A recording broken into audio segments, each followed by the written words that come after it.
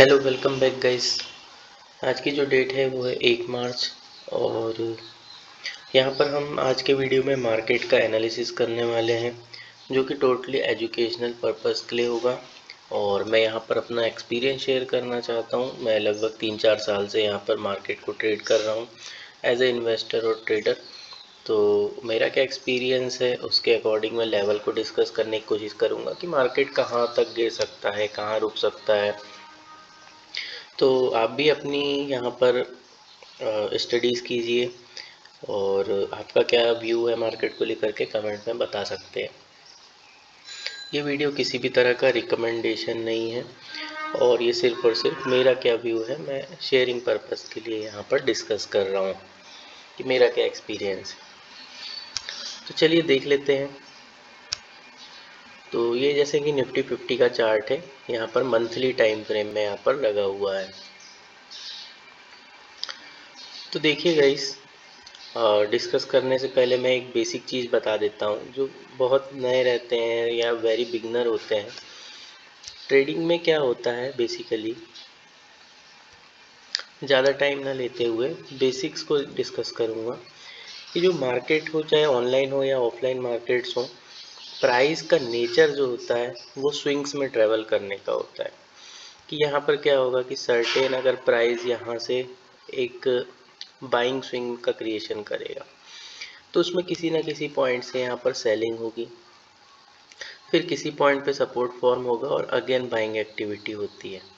तो इस तरह से मार्केट जो है, प्राइस जो है स्विंग्स के फॉर्म में ट्रेवल करता है, either in a smaller time frame और लार्जर टाइम फ्रेम। अब यहाँ पर अगर आप पूछोगे कि ये यहाँ पर सेलिंग क्यों होती है, तो देखिए ट्रेडिंग की जाती है प्रॉफिट के लिए। तो अगर कोई 10 रुपये की रिस्क ले रहा है और उसके अगेंस्ट में 1:2 या 3 का प्रॉफिट प्लान कर रहा है उस रिस्क के अगेंस्ट में, तो उसको किसी सर्टेन पॉइंट पे प्रॉफिट बुक करना होगा। इसलिए किसी पॉइंट से यहाँ पर सेलिंग आती है, फिर अगेन उस किसी लेवल से यहाँ पर, जैसे फिबोनाची के 50% लेवल से फिर से यहाँ पर बाइंग एक्टिविटी देखने को मिलती है, और फिर मार्केट ऊपर की तरफ ट्रेवल करता है। तो ये बेसिक ट्रेडिंग स्ट्रक्चर होता है, प्राइस स्विंग्स में ही चलता है। तो जो अभी हो रहा है, क्या कुछ पैनिक चीज़ है? तो आंसर इज़ नो। ये एक जनरल रिट्रेसमेंट है मार्केट का। जब मार्केट ऊपर जाता है तो कोई नहीं बोलता है कि ऊपर क्यों जा रहा है, लेकिन नीचे आता है तो बोलने लगते हैं कि गिर रहा है। तो आपको इसी चीज़ को मैं एक्सप्लेन करने की कोशिश करूँगा, ताकि जो पैनिक होता है वो चीज़ कम हो पाए और जनरल मार्केट स्ट्रक्चर को यहाँ पर समझ पाए। तो चलिए आगे बढ़ते हैं। तो यहाँ पर जो है निफ्टी 50 का मंथली चार्ट लगा हुआ है।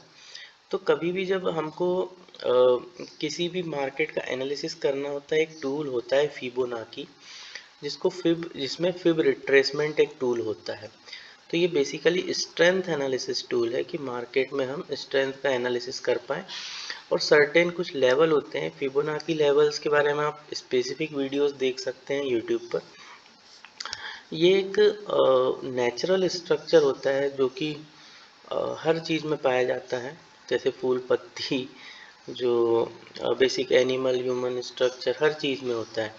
उसी नेचर को फॉलो करते हुए ये टूल होता है। आप मोर स्पेसिफिक आप इसकी वीडियोस देख सकते हैं। तो इसमें हमको फिब रिट्रेसमेंट में जाना होता है।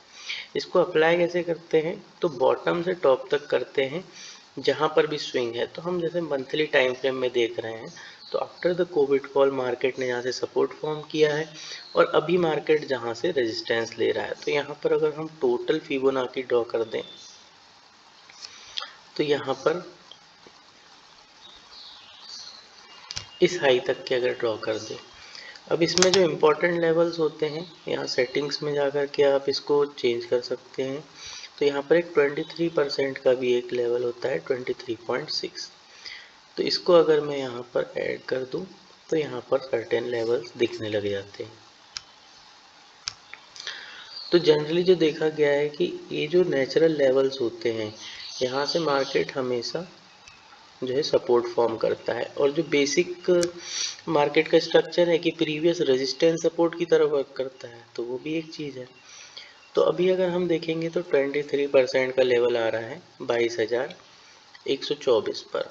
उसके बाद जो 38% का लेवल है, यहाँ पर 19,200 और फाइनली 50% का है 17,060 पर।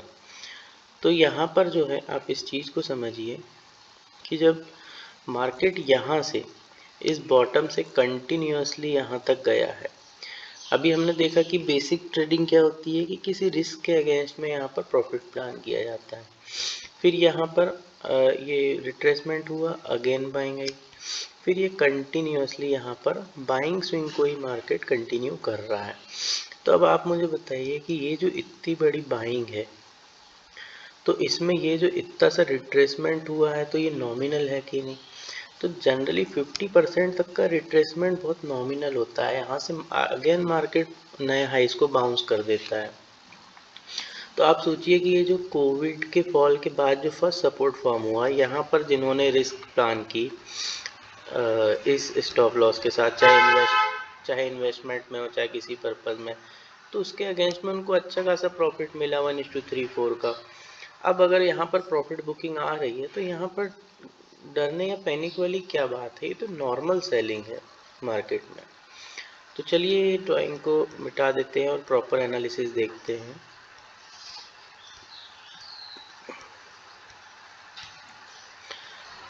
तो देखते हैं, अब हम यहाँ पर स्विच कर देते हैं वीकली टाइम फ्रेम में। तो वीकली में आ जाते हैं। यहाँ पर ये जो पर्टिकुलर वीक था ये बजट वाला वीक था। तो अब देखिए कि जहाँ पर मार्केट टाइम स्पेंड करता है, वहाँ पर बहुत सारे बायर्स अवेलेबल होते हैं। अब देखिए ये जो जोन है यहाँ पर जो है वीकली टाइम फ्रेम को दिया गया है, तो यहाँ पर कितना ज़्यादा है, कम से कम 5-6 महीने का टाइम स्पेंड किया है मार्केट ने और वापस उसी जोन पर यहाँ पर आ चुका है। तो यहाँ पर हायर प्रोबेबिलिटी है कि यहाँ पर हमको अगेन बायर्स यहाँ पर एक्यूमुलेट होते हुए दिख सकते हैं। तो मार्केट ने क्या किया कि यहाँ पर कंसोलिडेट करके ब्रेक किया, अगेन उसी लेवल पे आ गया। तो यहाँ पर अगेन बाइंग एक्टिविटी होने के चांसेस हायर है। थोड़ा बहुत हो सकता है मार्केट ब्लफ करे और फिर से यहाँ पर आ करके यहाँ एक्यूमुलेट करना स्टार्ट कर दे। तो ऐसा जनरली देखा जाता है, बिकॉज ऑफ कि I am intraday trader also, तो ये चीज़ें मैं बहुत ज़्यादा देखता हूँ। तो अकॉर्डिंग टू माई एक्सपीरियंस कि इस लेवल के आसपास हो सकता है कि मार्केट बायर्स का एक्यूमुलेशन देखे। अदरवाइज फिर आपका जो नेक्स्ट लेवल आता है वो 19,200 है। अगेन मैं मेंशन करना चाहूँगा कि ये सिर्फ एजुकेशनल पर्पस के लिए वीडियो है। I am sharing just my experience, it is not any recommendation to you all. तो ओके, चलिए देखते हैं। अब अगर हम डेली की टाइम फ्रेम में आ जाएं, तो यहाँ पर डेली की टाइम फ्रेम में भी देख सकते हैं कि मार्केट कंटिन्यूसली यहाँ पर नीचे की तरफ आ रहा है और यही डेली की टाइम फ्रेम हमने देखी है। तो जनरली जो टच पॉइंट्स होते हैं मार्केट उसको टेस्ट करने आ जाता है। तो अगर खूब हुआ भी तो 21,000 यहाँ से 1,000 का फॉल देखने को मिल सकता है। बट इसके बाद मार्केट यहाँ पर एक्यूमुलेशन जोन में जा सकता है क्योंकि यहाँ पर बायर्स अवेलेबल होते हैं। चलिए यहाँ पर इसी तरह से बैंक निफ्टी का भी एनालिसिस देख लेते हैं। तो बैंक निफ्टी को भी हम यहाँ पर मंथली टाइम फ्रेम में ओपन किया हुआ है, कर लेते हैं। तो बैंक निफ्टी में भी सिंपली हम यहाँ पर जो है फिबोनाची टूल को अप्लाई करेंगे और इसमें फिब रिट्रेसमेंट को लगा लेंगे। लगाने का तरीका वही रहेगा कि मार्केट का जो लो है वहाँ से लेकर के हाई तक के यहाँ पर मार्क किया जाएगा। इसके बाद यहाँ पर जो है इम्पोर्टेंट लेवल्स को सेटिंग्स में सेट कर लेते हैं। तो यहाँ जो 23.6% का लेवल है हमने इसको भी सेलेक्ट कर लिया है और यहाँ पर अब इसको हॉरिजॉन्टल लाइन से यहाँ पर मार्क कर लेंगे।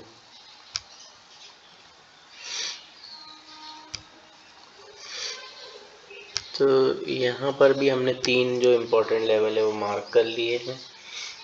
अब यहाँ पर देखिए कि बैंक निफ्टी जो है यहाँ पर अभी भी बैंक निफ्टी के पास काफ़ी स्पेस है। तो अभी फ़िलहाल तो जब तक कि ये सपोर्ट इंटैक्ट है, क्योंकि प्रीवियस मंथ की क्लोजिंग में यहाँ पर जो है लो यहाँ पर क्रॉस नहीं हुआ है। तो इसको मैं दूसरे टाइम फ्रेम में आ जाता हूँ। तो यहाँ पर देखिए ये वाला जो सपोर्ट लेवल है पर्टिकुलर, इसका लो, इस लो को प्रोटेक्ट करने का ट्राई किया मार्केट ने 47,844। तो यहाँ पर दो पॉसिबिलिटी हो सकती है। अगर मार्केट यहाँ से लो ब्रेक कर देता है तो फिर ये अगेन सेलिंग में चला गया और ये स्ट्रॉन्ग रेजिस्टेंस बन जाएगा। लेकिन अगर ऐसा नहीं होता है और प्रीवियस रेजिस्टेंस ये है यहाँ पर और मार्केट ये सपोर्ट को तोड़े बिना अगर यहाँ से बाउंस करके ऊपर की तरफ चला जाता है तो ये कहीं ना कहीं यहाँ पर डब्ल्यू पैटर्न बन जाएगा। सॉरी। तो यहाँ पर दो चीज़ पॉसिबल है। अदरवाइज जैसे अगर यहाँ से लो टूट गया बिना हाई तोड़े तो ये जो सपोर्ट लेवल है मोस्ट प्रोबेबली आ जाएगा और इसके बाद फिर यहाँ पर 23.6 का लेवल देख सकते हैं कि 45,493 यहाँ पर लेवल है। तो ये लेवल तक आते हुए देख सकता है। तो ऐसा ही कुछ है। तो आप इसको डेली में भी जा कर के देख सकते हैं। तो डेली में भी मार्केट इसी तरह से वर्क कर रहा है।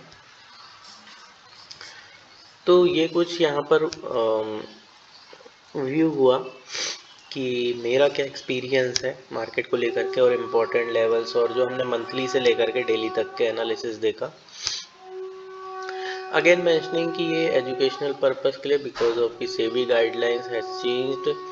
तो हम यहाँ पर कोई भी रिकमेंडेशन नहीं दे रहे हैं, ये सिर्फ हम अपना एक्सपीरियंस शेयर कर रहे हैं और एजुकेशनल पर्पस के लिए।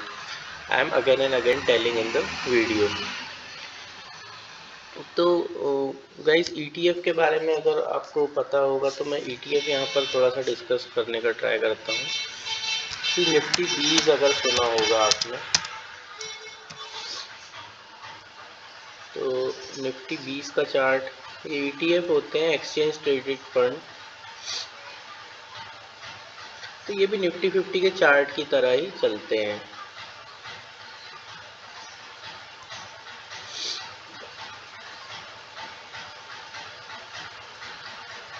इसको भी मंथली चार्ट में देखते हैं। आप देखेंगे तो सिमिलर टू निफ्टी 50 ही यहाँ चलते हैं क्योंकि ये एक्सचेंज ट्रेडेड फंड है तो इंडेक्स के इस जैसे ही यहाँ पर चलते हैं। अगर एक चीज़ और मैं बताऊँ यहाँ पर आपको, तो मंथली में जाओगे तो आप कभी भी देखिए मार्केट को, जैसे कि ये कब का समय है, यहाँ पर 2008 का क्राइसिस है। तो मार्केट जाता है फिर ये वापस नए हाइस पर आ जाता है। इसके भी अगर थोड़ा सा पीछे चले,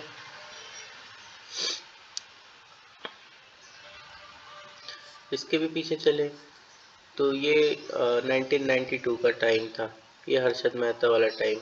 मार्केट यहाँ से फॉल हुआ बट अगेन यहाँ पर 4-5 साल में फिर नए हाइस पर आ गया, फिर यहाँ पर नीचे आया, यहाँ पर थोड़ा एक्यूमुलेट हुआ, अगेन कुछ समय बाद यहाँ पर फिर नया हाइस पर आता हुआ दिख गया। तो मार्केट में जब आप व्यू लेकर के आते हैं तो यहाँ पर आपका लॉन्गर व्यू होना चाहिए।